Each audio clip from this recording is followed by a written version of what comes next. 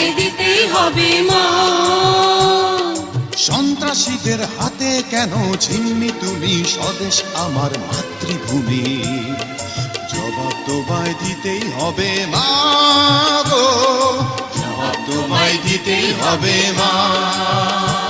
কেন বিদ্যালয়ে ফুটছে বোমা, এই কি পেলাম শিক্ষা ও মা। লাঞ্ছিত আজ শিক্ষা গুরু, চোখে দুঃখের জল। ও মা, ৭১ মা জননী, কোথায় তোমার মুক্তি সেনার দল।